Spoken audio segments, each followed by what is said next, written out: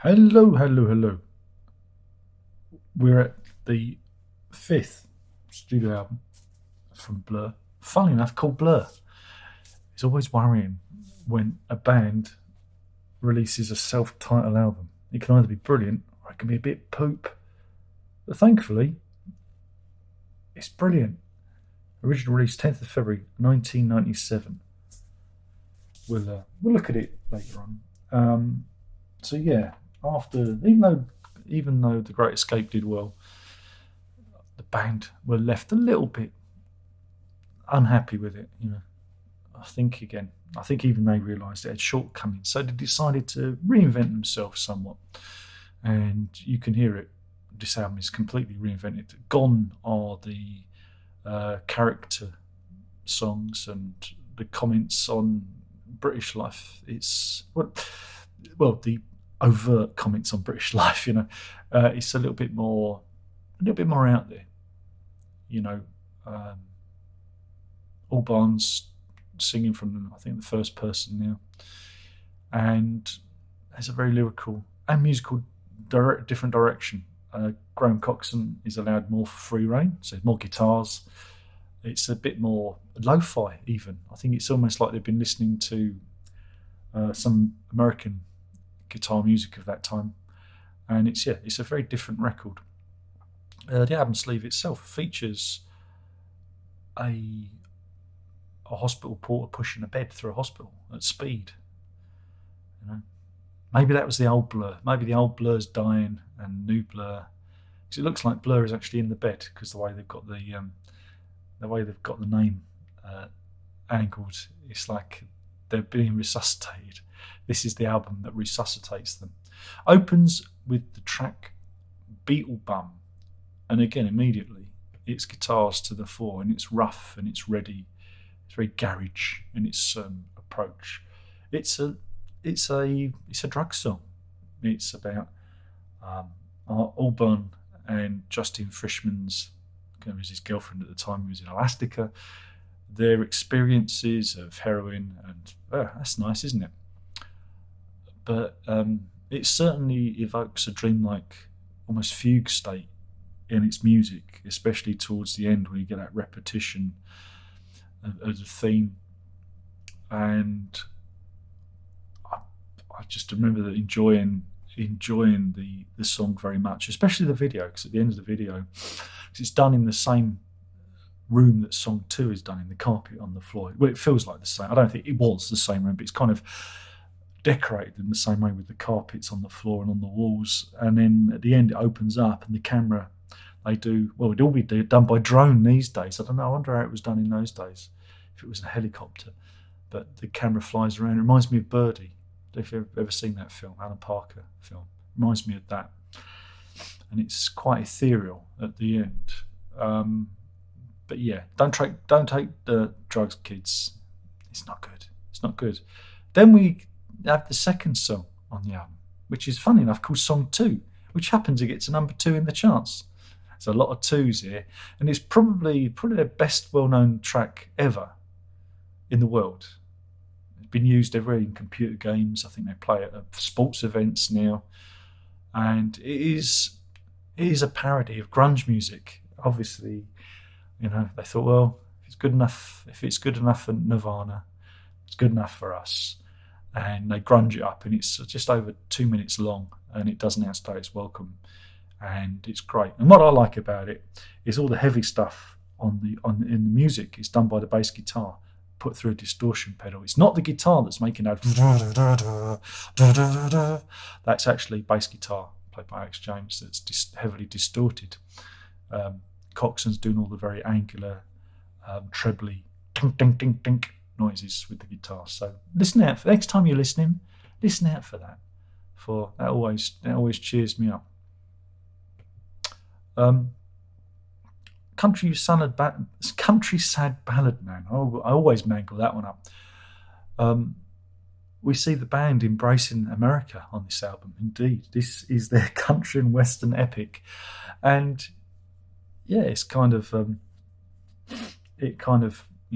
chimes in with those tropes from country and western music. Everything's ruined in the wife's left, taking the dog with her and everything.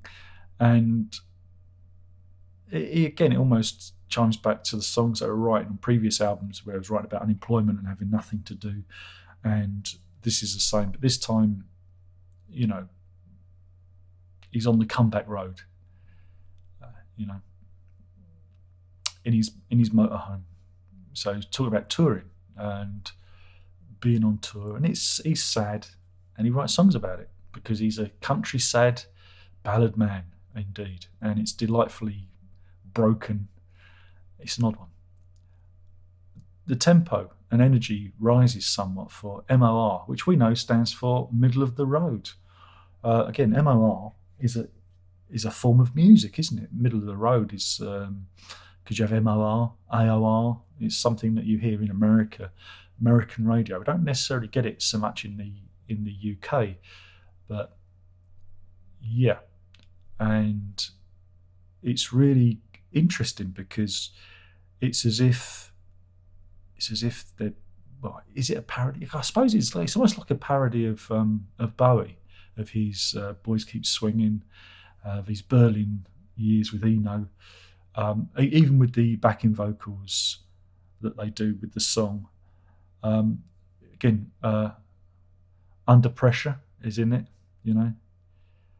Fall Into Fashion, Here Comes a Low, which references her own song, but Low is obviously an album by Bowie.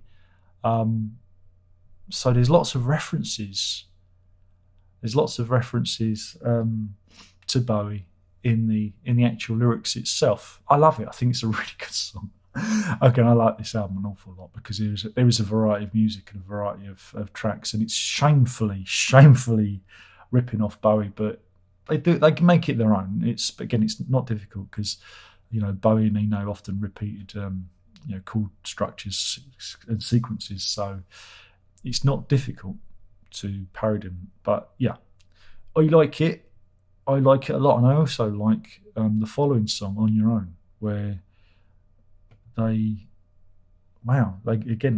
glitch it up and use a drum machine, and it's all about the Verve did a song called On Your Own. You come in on your own, you go out on your own. It's basically that. It's that whole thing of you may have all the trappings of modern life, you may discover spirituality, you may get the gold card, but in the end you're on your own. We all end in the same way. We all so it's that really.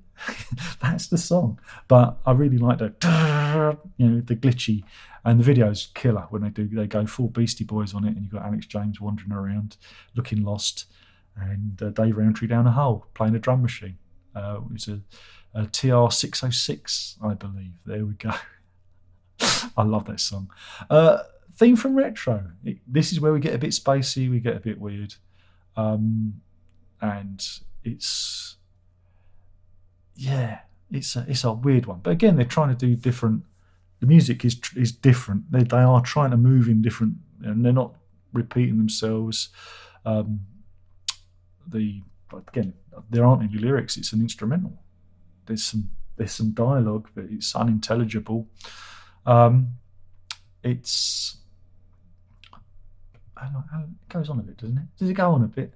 No, 3:37. I think again, it's a bit jarring, but I think that's what it's meant to be. It's a bit jarring. And then we go to a track called You're So Great, where Graham Coxon is singing, and he does the lyrics as well. And it's again lo-fi. It's a love song. It's like coffee and TV. It's a precursor to that because thematically it kind of repeats itself. But it's about being alcoholic, sad, drunk and poorly, sleeping really late, not feeling so great. DT and coffee. DT stands for delirium tremors. That's when you get the shakes after drinking and you need a drink to steady your hands. DT and coffee, shaking all the way. City's alive, a surprise, so am I. It's not a happy song. But there's hope in it because the hope is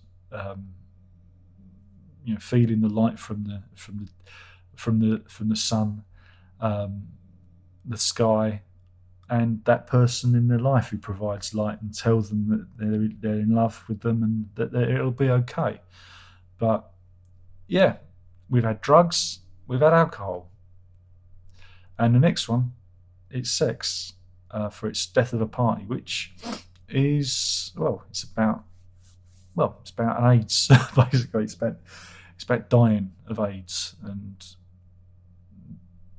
I think there was that thing about leaving the party early. There used to be, back in the 80s and 90s, it was a euphemism for, dying of AIDS. And that's what this is. The death of the party came as no surprise. Why did we bother? We should have stayed away. And death of a teenager staying on his own. Why did he bother? Should have slept alone. It's an old song, apparently, and it finds itself on this song, on this album. Sorry, the song finds it on this album. It's all right. It's all right. It's not a happy song, but again, they're moving in different directions. We're not getting into that, everything. We're all alienated. Oh, globalism. Oh, capitalism. Oh, advertising. Oh, sexual deviancy. We're not doing those tropes over and over again like we did with the last two albums. We are getting broader songwriting here, which is a lot better. And then we have some silliness with Chinese bombs, which is only 1 minute 25, but boy, it's about Bruce Lee.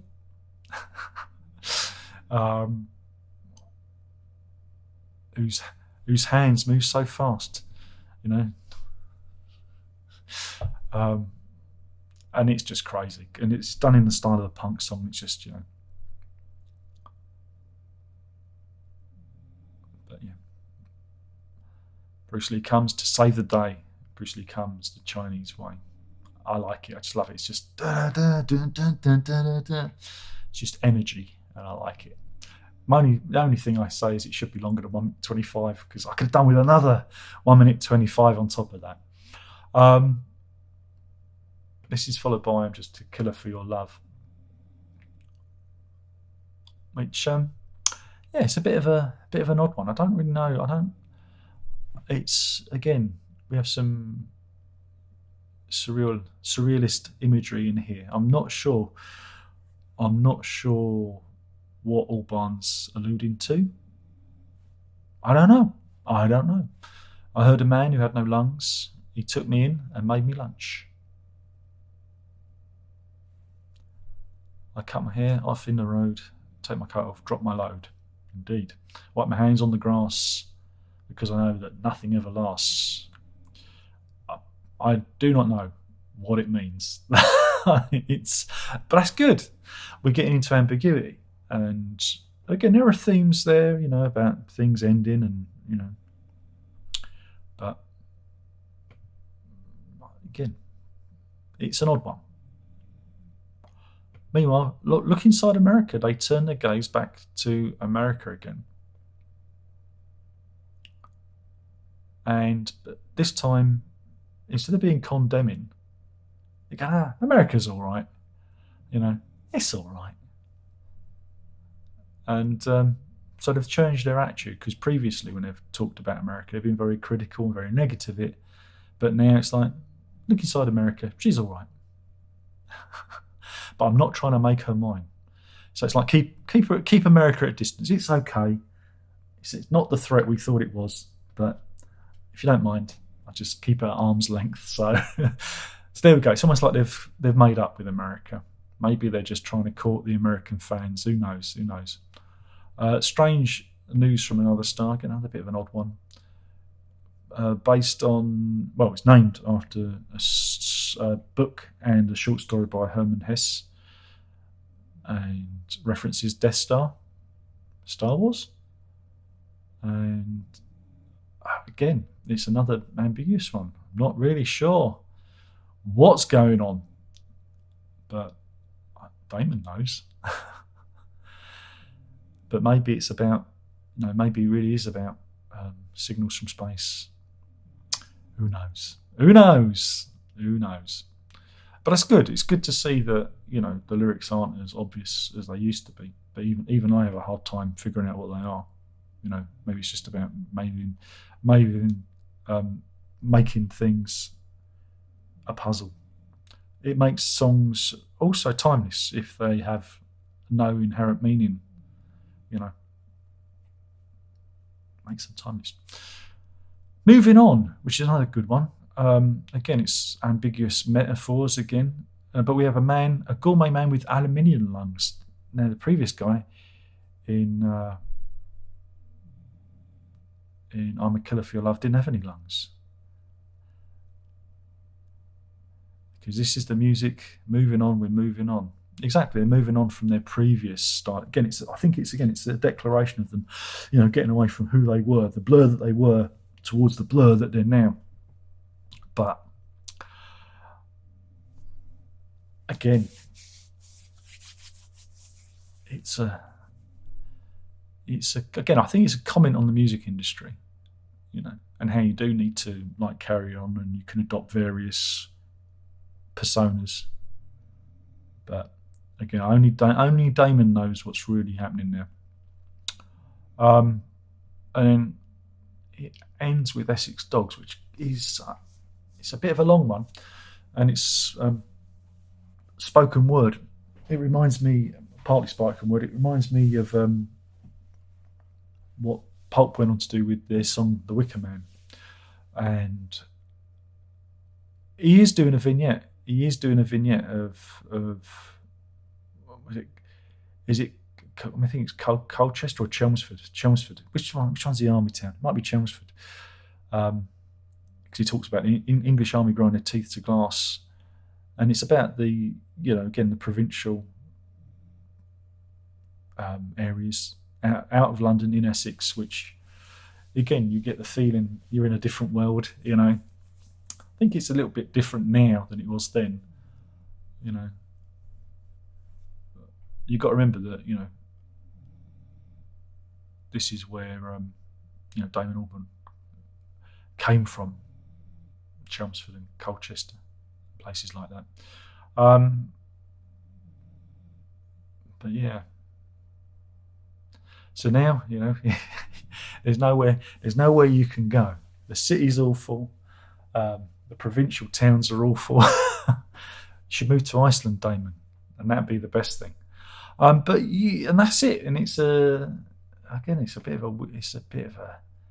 a miserable track. I was never a big fan of Essex Dogs. I mean, it's all right, but it's a bit of a downer to end the album on. Again, there's so many upbeat and powerful tracks on here. It just seems to be, they went for the damp fart ending, you know, as I often say. But as an album overall, I think it's really strong. Again, I have such good memories of it when it came out, and it being so very different from the previous albums. And it was like, yeah, this is cool. And they released an awful lot of songs off of it. It was a very big singles album for them, and it did rather well. What singles came off of it? Beetle Bum, Song 2, On Your Own, and MOR. So yeah, 97 was very much Blur. And again, I think it was Radiohead as well with OK Computer. And both albums kind of seem to, you know, it was quite interesting. They kind of seem to work together, even though they're obviously very different. But it's like, you know, there was a change. There was a change going on. But yeah, it's 56 minutes 53. They could cut something down. They could edit some of them down, or at least make Chinese bombs longer and take it up to the full 60 minutes.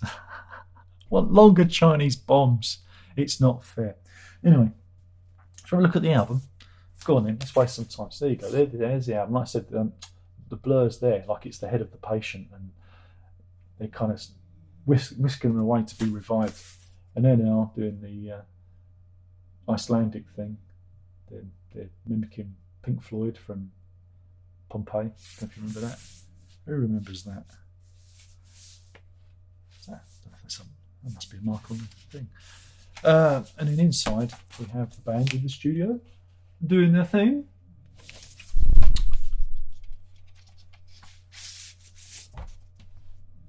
And more Icelandic Vistas. This isn't a coloured one, it's just a boring old black vinyl for you. It's the same with this. No lyrics on this one, no guitar chord shape, so you can't play along with this one. I think it's the first album that didn't include the lyrics on them, which is interesting. But yeah, I think it's a really good record. I enjoyed it. Maybe you enjoyed it, I don't know. Anyway, so yeah, I've been talking about Blur by Blur. Yeah, their fifth studio album, originally released 10th of February. I need my special glasses. Sorry, I'll do that again. I'll edit this bit out. Originally released the 10th of February 1997, and yeah, very fond memories of that one. Really like that one. Yeah, thanks for watching. Hopefully you enjoyed the video. If you didn't, that's not my problem. It's your problem. And we'll do this all again soon. There'll be another one along in a minute. Keep them peeled, eh? Ta-da!